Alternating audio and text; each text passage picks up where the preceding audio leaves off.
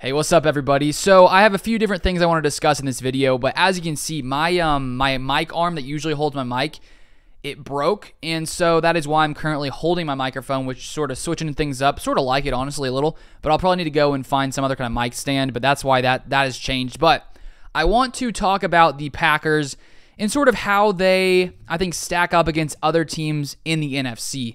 I think initially when you look at this offseason for the Packers, the second we lost Davante Adams, I think that definitely, it made our team take a hit for a little while. I think we have come back, and we've slowly moved ourselves back to, I think, being the same caliber team overall when it comes to talent, both on offense and defense. But there's no question initially with Davante Adams being traded that the Packers team took a hit. But now, honestly, when you look around the rest of the NFC, when you look at what the Packers have done when it comes to the draft, the offseason, the different kind of signings, I honestly think the Packers could be better in 2022 than they were in 2021 overall.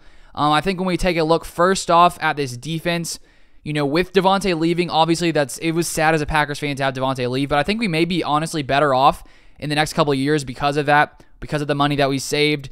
And with that money we saved, we were able to bring back Devondre Campbell, who last year played in a super cheap contract, and I think that was one of the reasons the Packers were able to do so good, especially on defense last year in the final game, was because of the additions of Rasul Douglas and Devondre Campbell, both on very cheap contracts. And because they were one-year deals, we knew the Packers were going to have, some trouble when it came to re-signing different players. And because Devontae left, we were able to keep both Devondre and Rasul Douglas. And I think if Devontae stayed, I honestly think the Packers would have had to decide between Devondre and Rasul Douglas. And so I think that was a positive that we got to have those guys come back. Then we come in, add Sammy Watkins, and then we come into the draft, add Christian Watson, Romeo Doubs, Samori Toure as well, and then the defense gets bolstered, Devontae Wyatt, Quay Walker in the first round. And I think the Packers have done a really, really good job to, solidify both the offense and the defense, the offensive line, as well as the defensive line. And one thing I do find interesting, which I talked about a little yesterday, I put it out on Twitter as well, is that stat that with the Packers without Davante Adams in the past couple of years were 7-0 and averaged 31.6 points per game. Maybe that's not, a big enough sample size to say that they're going to be even better on offense than they were, without Davante Adams or with Davante Adams. But I do think that it is interesting that is the case, and it sort of makes me that much more excited, I think, about this Packers offense, because not only were we that good without Davante, but when we look at the weapons we have now, Sammy Watkins, who could be good, he may not be good, we'll see. The Packers took a cheap contract on him, so it's not really too much of a risk for them. But then adding Christian Watson, Romeo Doubs, I really honestly think this Packers offense could potentially be better than they were last year. If we take a look last year at the Packers offense, they were the 10th best scoring offense in the NFL, averaging 25.6 points per game. So I think when we look at this Packers offense now, lots of the offense is going to be the same. Aaron Rodgers, of course, at QB, which, I think having Aaron Rodgers takes away lots of worries, if you're a Packers fan. If we had someone else at quarterback, like, I don't know, some other quarterback who wasn't Aaron Rodgers and we lost Davante, I'd probably be more worried. But because we have Aaron, we know he elevates the play of every single player who is going to be on that offense. Then you still add in the fact we have one of the best backfields in the NFL, Aaron Jones, A.J. Dillon. Aaron Jones can be used, as a great receiving back. So can A.J. Dillon as well. And then, the offensive line hopefully will be healthy with Bakhtiari, hopefully getting back to his prior self with Elton Jenkins, potentially coming back probably sometime during the season. Hopefully early. We'll see what happens there with Elton. But the Packers did do a good job of getting multiple offensive linemen in the draft to, I think, bolster that unit just in case, the injuries continue to persist. But I think, honestly, when you look at this Packers offense, I don't see a reason why they can't be, a top 10 offense once again. I don't see any reason why they can't. Yes, we lost Davante, but I really don't think it's going to make that big of a difference. We're the 10th best scoring offense last year with Davante Adams. So I think if this Packers offense can stay in the 10 to 15 range at worst, being a top 10 to 15 offense, which I think when you have Aaron Rodgers and all the talent on that offense still to this day, I think they could easily be, one of those top 15 offenses in the NFL. But then we take a look at the defense. I honestly think we're going to be a top 5 defense next year. I see no reason why we won't be. I think we were 10th best scoring defense last year when you factor in the regular season and the playoffs as well. And so I do not see how the Packers, won't finish in the top 5. When you factor in coming into year 2 in Joe Barry's defense, we saw what happened for the Packers offense going from year 1 under Matt LaFleur to year 2 under Matt LaFleur. Year 1, the Packers averaged 23.6 points per game. Year 2, under Matt LaFleur, the Packers shot up to 31.5 points per game, which was the first best in the NFL in that 2020 season. And maybe it doesn't all come down to, them coming to their second year, but I think that is a huge part of why that success, why the Packers offense took a huge leap forward, and I honestly think that's going to happen with his defense as well, bringing back pretty much the entire defense. We lost to Darius Smith, but he really didn't play last year at all.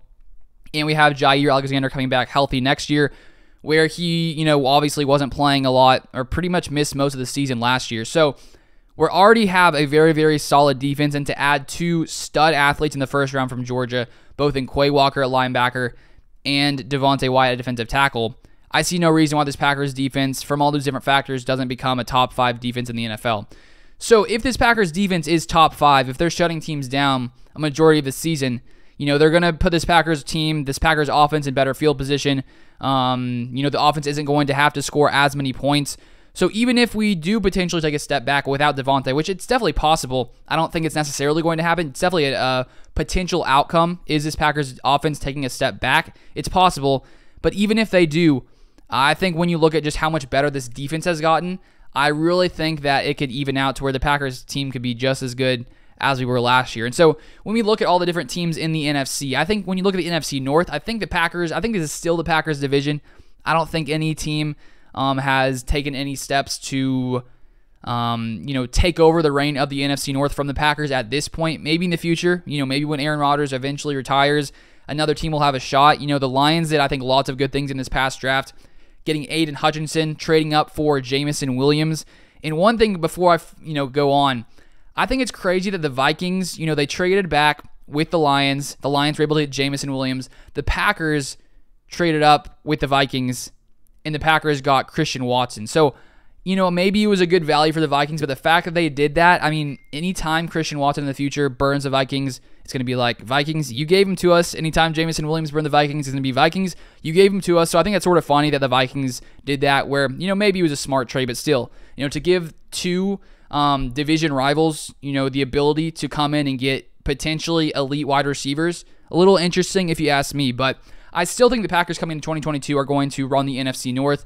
And so then I think when you take a look at the rest of the NFC, AFC as well, but I have here a chart of odds that is from, I think it's like a Vegas site, which sort of shows Super Bowl odds currently. And of course, these are AFC and NFC. They have the Bills at the top there. Then for the NFC top teams, they have Buccaneers top odds to win the NFC plus 750. This is Super Bowl, I think. And then the Packers are still there at number 2. So yes, I'm a Packers fan. You may think I'm biased a little bit. Maybe I'm slightly biased because I am a Packers fan. But the sportsbook here have the Packers as the second best team in the NFC, and the Rams are right behind them. So I see no reason why the Packers can't win the NFC. I see no reason why the Packers can't be the number 1 seed in the NFC like they were last year. Hopefully they get over the playoff hump and can finally get back to the Super Bowl, because I think last year that game versus the 49ers, it was a sad outcome. It was definitely a sad outcome. I was there at that game, and it was a little shocking. I was surprised the Packers offense wasn't able to put up more points than they did. The defense played an outstanding game in that one. So hopefully the Packers offense is able to figure it out in the playoffs, because it sort of doesn't make sense why they can be so good in the regular season, and then that happens. So hopefully it was just a fluke, and hopefully this next year we come in and figure that out. But I really think the Packers could still be the best team in the NFC, even though we lost Devontae Adams, just because of everything else we were able to do, from the savings, from the draft picks we got. This Packers team, I think, is really, really built for the future and for what's to come in the next few years. So let me know your thoughts in the comments down below. And if you haven't subscribed and you want to see more Packers content, feel free to subscribe down below to the channel. But thank you guys so much for watching. It's going to be it for this one, and I'll see you guys next time.